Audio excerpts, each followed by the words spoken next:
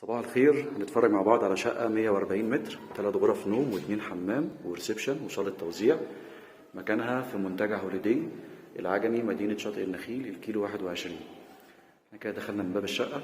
ده كده ريسبشن كبير، صالة التوزيع هناك في الأول. الشقة مجددة بالكامل. وهنا كده البلكونة على حمام السباحة. شقة سكن.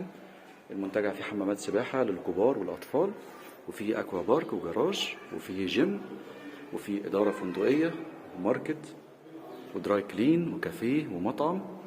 كل دي خدمات خاصة بالسكان بس. كنا في البلكونة، وادي كده ايه الريسبشن من زاوية تانية. هنا المطبخ، مطبخ مفتوح. العمارة اللي فيها الشقة 2 أسانسير، والأسانسيرات كلها بادئة من الجراجات. وادي كده ريسبشن من زاوية تانية. الشبابيك كلها ألوميتال في الريسبشن، ألوميتال عازل صوت وحرارة. وهنا كده صالة التوزيع، وده باب الشقة. وبعد كده هنا في صالة توزيع تانية فيها الغرف والحمامين. دي كده أول غرفة نوم، وده كده الحمام الرئيسي. وهنا غرفة النوم التانية، وهنا غرفة النوم التالتة.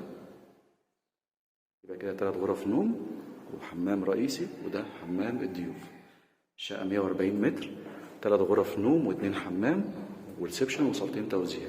دي كده أول صالة توزيع، ودي صالة التوزيع التانية. وادي هنا الريسبشن. شقة في الدور السابع ومش أخير. شقة جميلة، مناسبة للسكن الدايم، مناسبة للمصيف، مناسبة للاستثمار. في منتجع هوليدي العجمي، الكيلو 21، مدينة شاطئ النخيل، جمعية 6 أكتوبر التعاونية لضباط الكورة.